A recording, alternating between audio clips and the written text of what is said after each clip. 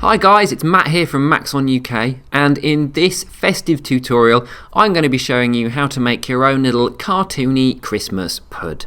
Okay, so it's relatively simple to start off with.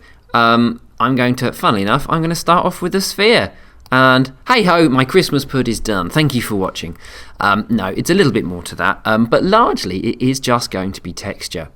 So if I have a look at my object and my sphere, I might just increase my subdivisions a bit, but to be honest I might just stick it in a subdivision surface anyway. That will make my life easier because I'm going to come back to using this sphere a little bit later on.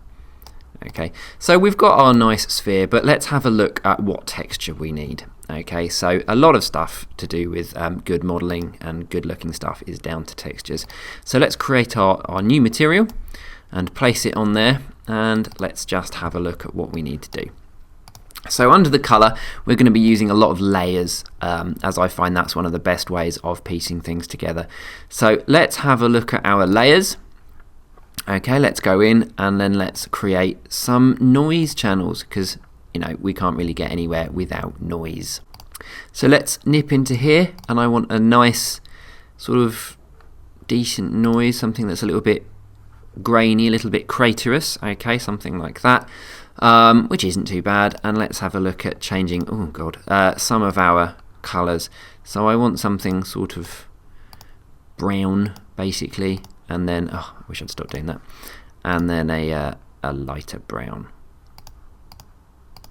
Okay, as you can see, this is going to take a little bit of tweaking to start with. Not really what we're after there.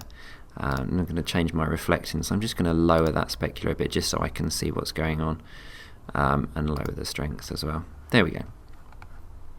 Okay, that's not too bad, but a lot of this is going to get sort of filtered out with a few different sorts of noises.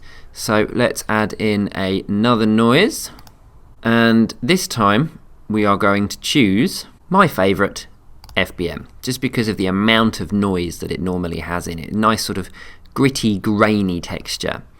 And I'm going to change that to multiply, so it's trying to add that over the top of what we've got, and I might just fade that out a bit so it's not quite so overpowering. And then I'm going to add in one more noise, and this time I'm going to look at Luca, as it gives a nice sort of craterous, moony feel, as it were. And I'm going to make that a sort of darkish brown, I think.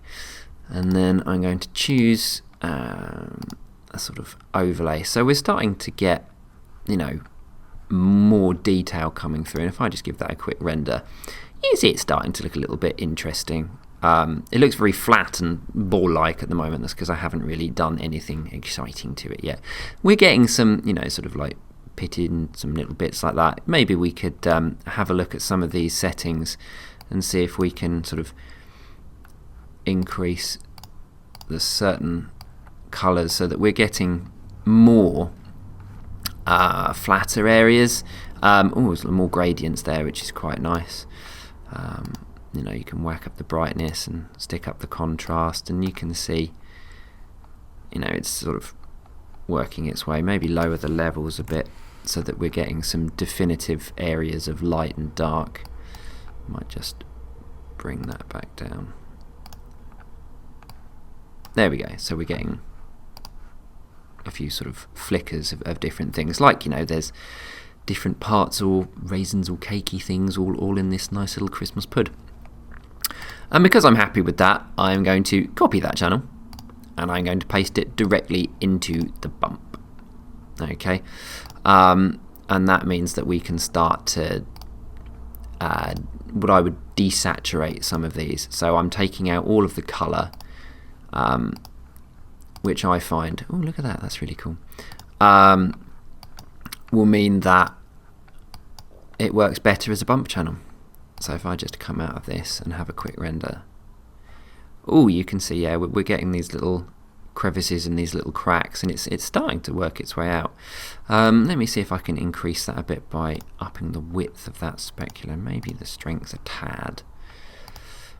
Okay, yeah, we're getting all of these little rivety bits, but it's going the wrong way. So let's go to my bump and let's go to minus 20%, and then let's have a render.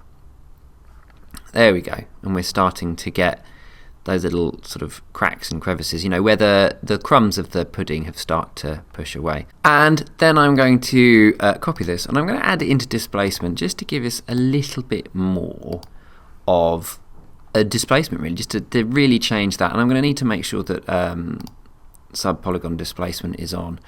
I should just give that a quick render. You can see that it's just given us a little bit of more detail around the edges. But once again, it's going the wrong way. So I'm just going to minus that direction, and there we go. Quite cavernous. Maybe that's a bit much, actually, -5. I mean, this must be one hell of a Christmas pudding if the craters are 5 centimetres deep. So there we go. That's a bit better. So the bump is, you know, adding in a little bit of more noise. I might just delete one of those layers from the displacement. Oh, what am I doing? There we go. I might get rid of the FBM so that this is just focusing on that, and then I might increase the FBM on here just so we're getting a little bit more noise. Maybe I'll override that a little bit. And we're getting a little bit more noise within that, which is quite nice. I might just stick that on the subdivision surface so that it smooths it out a bit better. Coolio. Okay, and there is the pud to start with. Okay, so let's move on to the next section and have a look at how we're going to do the cream on top. And now to do the cream on top, I'm going to make this editable. Well, actually, could I do? Yeah, I suppose I could do that. I could do current state to object. There we go. That does the same thing without me needing to do anything to that one. And then I'm going to work my way around this, and I'm going to delete a whole load of polygons that I don't want. So I'm just going to hide that subdivision surface. Oh dear. And I'm just going to work my way around the sort of bottom. I don't want anything lower than that. So I'm going to make sure that I delete all of those. And then, so things like this. And hopefully you'll get a gist of what I'm doing, or you'll see as I work my way around. Oh dear, I have to be careful what buttons I'm pressing though, that would help, wouldn't it?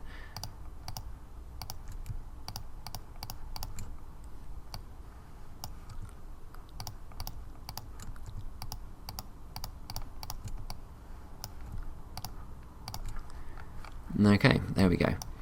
And then I'm going to delete them. So we're just left with this sort of Lego crowny thing,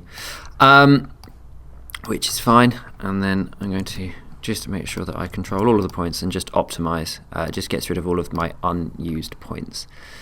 And then under a nice subdivision surface, so I can see how they're looking, I get a feel for this sort of round cat. Can you see where this is going? And I'm just going to tweak some of these a little bit.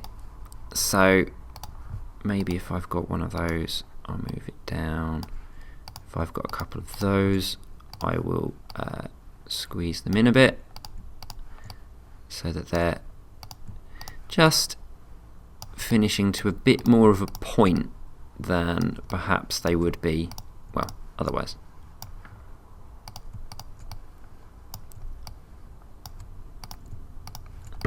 Remember, I'm doing a cartoony Christmas pud, so I'm not too worried about absolute realism here.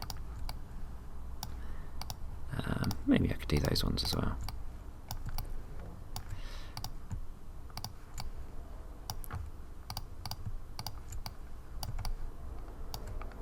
There we go. That's quite cool. Awesome. And then, utilising something that I actually learned from our training day, which was really good, from a really good Cinema 4D user called Emlyn. I'm going to make select all of that, and then I'm going to use my extrude, and I'm going to make sure that I create caps so it creates an underside, and then I'm going to just extrude that out a bit, and that gives me a nice sort of crisp cover for that for the cream. So if I just undo that, here we go, we can see that fits over. It really does look like a little sort of weird Lego hair, doesn't it? But I'm liking the way that works, and I quite like this sort of side, so maybe this is the angle I'm going to stick to. And now what I'm going to do is I'm going to sculpt into this detail so that I can bring out a little bit more of it. So I'm going to take it back out of the subdivision surface, which was just to see what's going on, and I'm going to switch to my sculpt layout. There we go. And I'm going to subdivide my object a couple of times. Make sure I go to model mode so that you can see what I'm doing, otherwise it just thinks you're in polygon mode. And then I'm just going to add in a little bit of sculpt detail. I think what actually I'm going to do is I'm going to use the sculpt, but I'm going to hold down control, and I'm just going to push in. It might be easier actually to just push in. Ooh, can you see that starting to pixelate a little bit? So I'm just going to subdivide again. Just push in some of those. I was a muppet and I forgot my graphics tablet, so I'm doing this with a mouse, which is not the nicest or easiest way to do sculpting, or certainly the smoothest, but it's allowing me to get some detail in, which is how I want it to work, which is fine for me and this tutorial. Again, I teach you the principles, you go away, you do far better things, and so on and so forth. We might do some little stuff coming from the top so that it gets that feeling that stuff is coming out. Now I'm not going to go all the way down, or all the way round rather, because the one thing you learn in 3D is don't do more work than you ever need to. 3D is lengthy and time consuming, so don't model stuff that you don't need to. It looks a bit manic there, but that was my plan, because I'm going to use the smooth. I'm going to increase the brush size, lower the pressure a tad, and then I'm just going to smooth stuff out, and it just softens it a bit so that we get that feeling of lumpy cream. Although if you're pouring lumpy cream on your Christmas Pud, it's probably a bad move. But you get that nice sense of dripping. And the other thing you could possibly do is the Inflate Tool as well, which I shall shrink a lot. Ooh, there we go. And just use around the edges. So a mixture of both to get that pushing out the difference between sort of where you get surface tension. So maybe it's going to have a little bit of a build up here. That's why it's dripping down. And I might come back to some sculpting in a bit once I've done some details in other ways.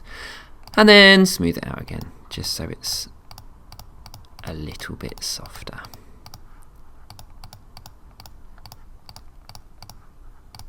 Cool. There we go. I'm going to switch back to my normal layout. Ta-da! And I'm going to create myself a new texture. And Kasplat.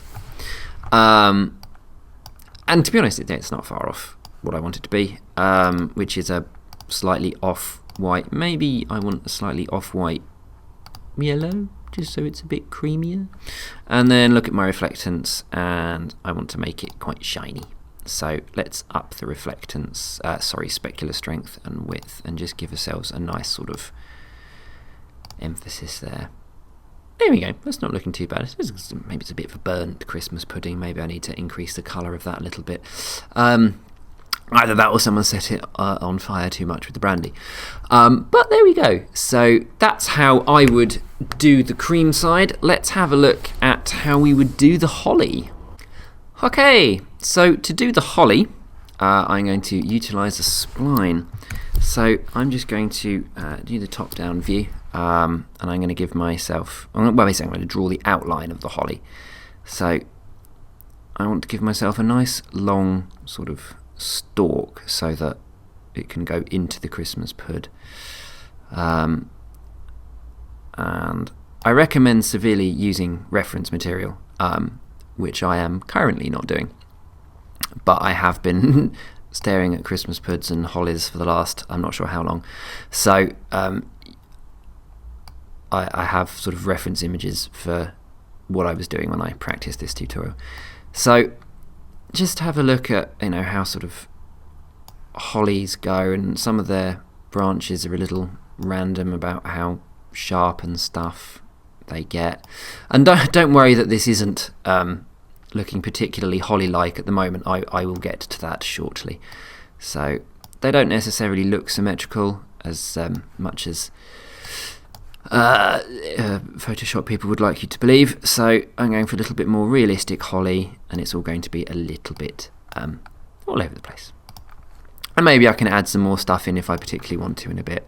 But then going back to my move tool and then selecting my points, if I hold down shift I can move those individually, and I want to make sure that they've got some nice points, because that's what I've noticed about holly, is that the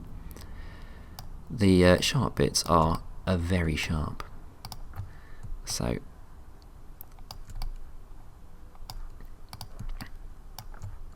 go away online updater. I do not wish to update right now. There we go. And you've got to be really careful, because they do have to be very sharp. They are, you know, very pointy. So just work your way around and get yourself this nice-ish looking holly. Whoop.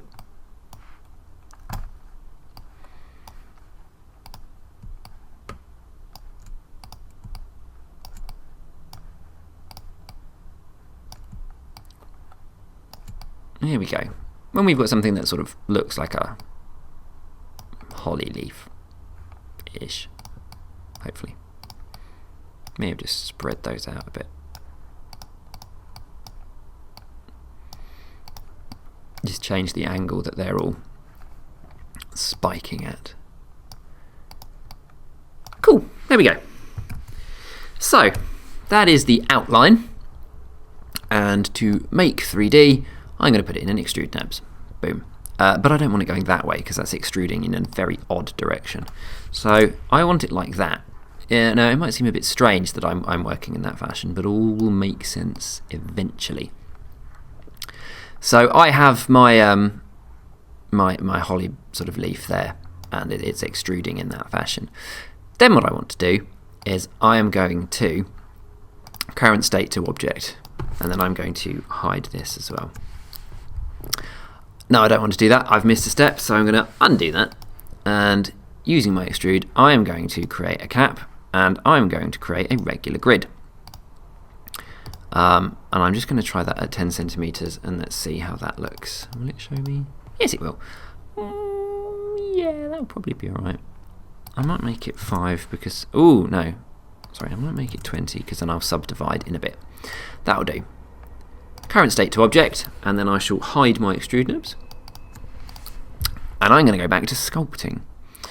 So, under the sculpt here, and I'm going to start sculpting, basically. Ooh, oh dear, didn't mean to do that at all. So, yeah, make sure I've got that. And you can start manipulating these. Oh no, wait, hold on. I just need to... when you create an object like this with the extrude, it creates it upside down for some reason.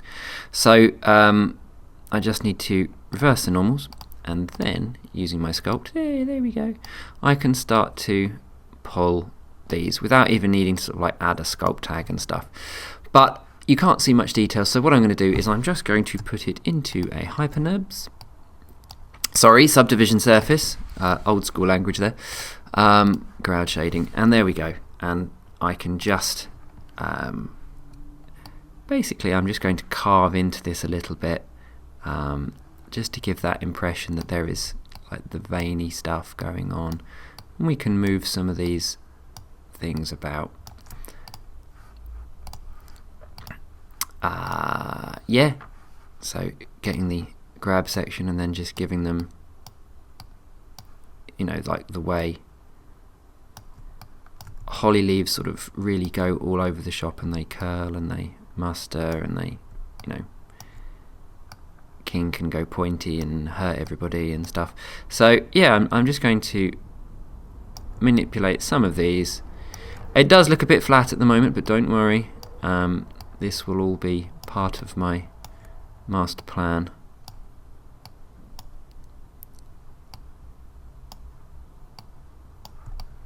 There we go. And that gives you a little bit of manipulation. So what I can do is I can just maybe increase the size of my brush. You know, we've got fall off and stuff like that. So maybe I just push those down a little bit. And that just gives us a nice little bit of curvature on that leaf, sort of indenting. Okay, it does look a bit like a wet lettuce at the moment rather than a holly leaf, but we'll get there in a second. So we've got our subdivision surface, but also what I want to do is add into there a little bit of a bend. Okay, so I'm just going to deform that leaf just a tad as well. So we've used our sculpt, and I just want to get myself. Have my axis bands disappeared? Yes, they have. Right, there we go. So just nip that in there, rotate, and then I can, you know, you can bend that holly leaf or twist it, distort it, however you want it to work. You know, it's entirely up to you. And that gives you a sort of curved holly leaf, which is okay. But it's got no thickness, is it? That's the trouble. That's the thing that we're struggling with at the moment. But this is where we use a cloth object. So over here we have a cloth surface, and if I just put the extrude in the cloth surface, we can choose a thickness. So at the moment it's got no thickness, but can you see, there we go, just a little bit of it. It's a bit like an extrude, but it means that it doesn't have to have any thickness to give us some thickness, and it means that whichever way we look, we've got some thickness there, which I'm quite happy about. Because it gives us that look. I'm just going to hide that. That's annoying me. There we go. And we get something that looks sort of like a holly leaf. Okay. Now we need to texture it. So I'm just going to save that.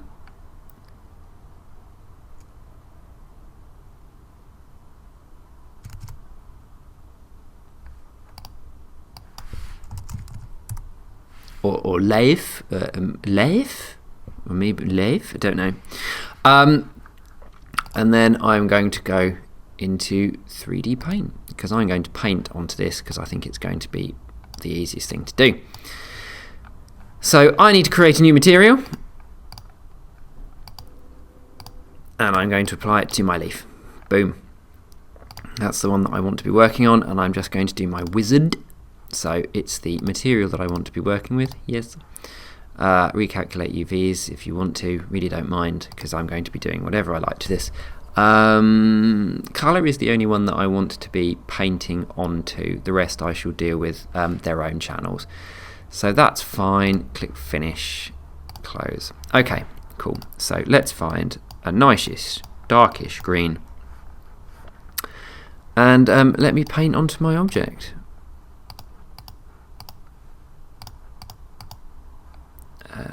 Yep. Okay, there we go. Lovely. So, what am I doing? I want to just fill that.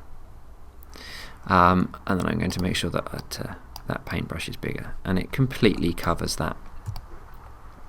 Okay, that's not too bad. And then I'm going to just lower that a little bit, and I'm going to use my burn tool, which will make stuff darker. I want to use my dodge tool. And I'm just going to increase my brush size just a tad. And with my brushes and colours, sorry, up here you've got the pressure, so I'm just going to lower this pressure so that it allows me to build up this lighter colour.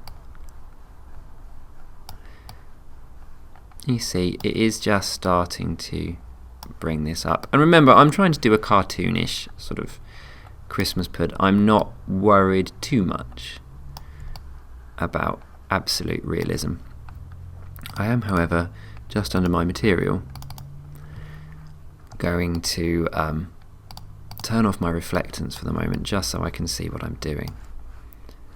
So, under my material, there we go, we can see that starting to get lighter. And I'm going to just branch out a little bit. Get it? Branch out. Sorry. And that way we can just highlight some of these little areas. And we're getting something that's looking a little bit more like a holly bush. What I might do is change that green a bit. I might add in some layer things and make stuff darker. But you can see that the premise is relatively simple. Let me give it to my brush tool. Maybe I do want to increase that pressure. And I'm just going to increase that size again.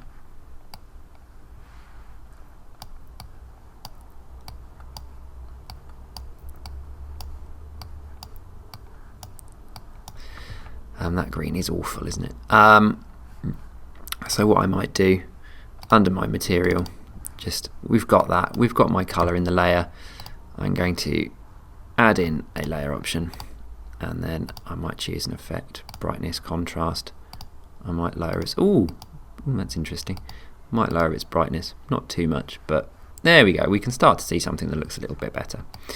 And then I'm going to add in some reflectance back in.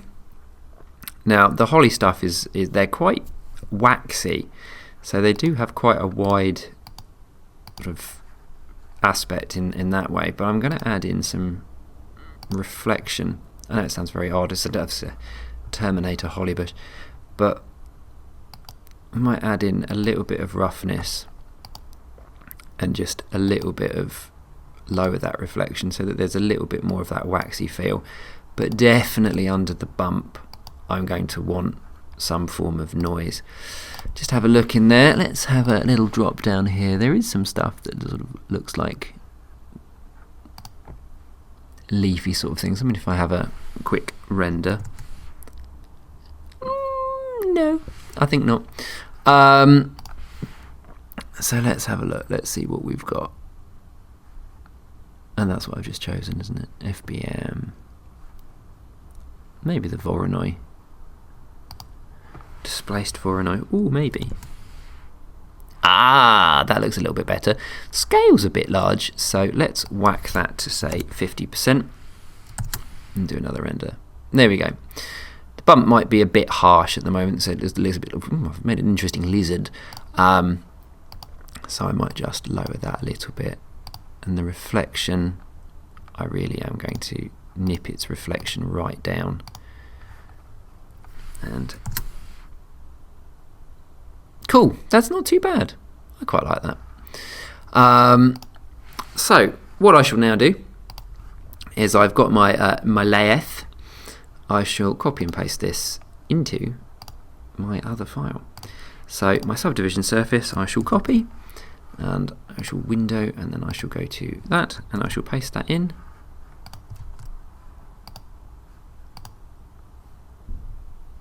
Or not. Okay, let's try that again.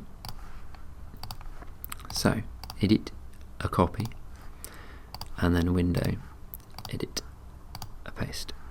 The following textures on. Do you want to change the? Yes, I do. Wow. Okay, so I have the biggest holly leaf in existence, but what it means is I can easily turn stuff around. I'm going to reset my layout as well to the startup so I know what I'm doing, and I'm just going to shrink, rotate, and just add that up.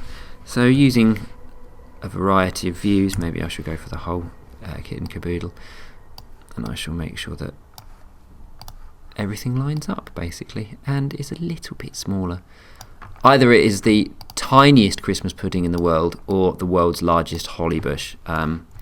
It's really up to you.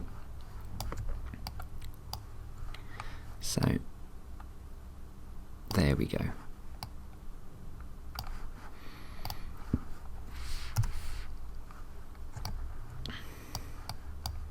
Maybe I'll just move it back a bit so it's sort of behind.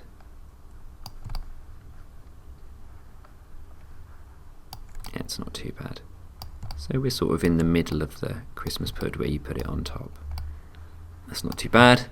Now you could symmetrify it if you wanted to, so it's exactly the same the other side. I'm going to use an instance object because I can change its angles a little bit easier, and it doesn't look quite so much like I've cheated and copied and pasted a second version. But no one will notice. There we go, and we have our little holly leaves. Yeah, not too bad. Now, to finish off, we need the little holly berries. I thought she was an actress. So we shall just get another sphere, which I shall put up there, and then I'm not going to put too much detail into these, I'm not going to lie. I'm going to be very lazy with the little berries. And I'm going to create a new material, which I shall, funnily enough, actually I think I'm going to use gradient. Let's see if I can, how much I can cheat. So we'll use gradient. We will make it not radial. I always choose radial. We'll make it circular, and this colour we shall choose brown sort of colour, because that's going to be the little seed pip bit. Okay, there we go. And this colour, funnily enough, it should be red. Hooray. Let's have a look at the reflectance. I want it to be nice and shiny, the way the little holly berries are. We could add in a tiny little bit of bump, I guess, and I think I might use my favourite. That isn't it. Let's go for some FBM, and then let's whack the scale down to 50 so it really is quite tiny, maybe even 10. So it's just a little bit grainy. And then I'm going to really lower that so it really doesn't have that much of an effect. And we should put that on there. Now if I rotate this around, at some point I should find, there we go, I've got a little bit of a seed there. Let's map that spherically. Well, that's not made much of a difference.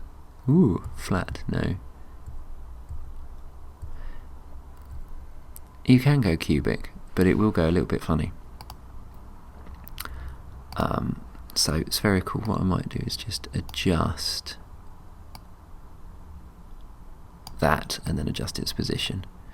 Now, I don't know if you could see, but what I was doing, if I just undo, it was stretched. So rather than round, it's stretched. So if you sort of just decrease its length size, and then I can move its position there. And maybe I'll increase and put that back there. And we just get the feeling that there is that little thing there. I'm just going to embed them a bit in the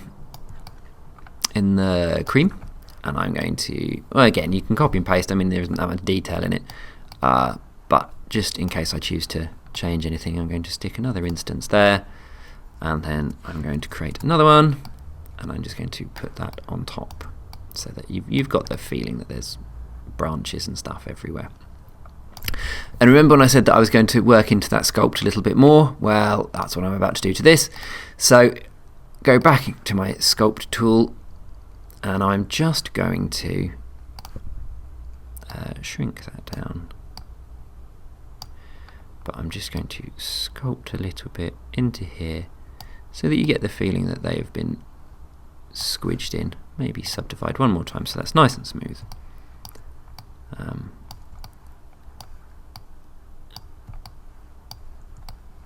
Yeah, that's good for me. Cool. And again, I might just smooth that around. There we go. Awesome. And quite quickly, there we have my little Christmas Pud. Now, I'm just going to change my layout again. It's all about making sure that it looks nice. So we've got some decent stuff in here. Let's add in my physical sky, which is giving us some light in completely the wrong direction. There we go. And as you can see, tell you what, shall we see what it's going to look like? Let's make it a Christmas Day Pud.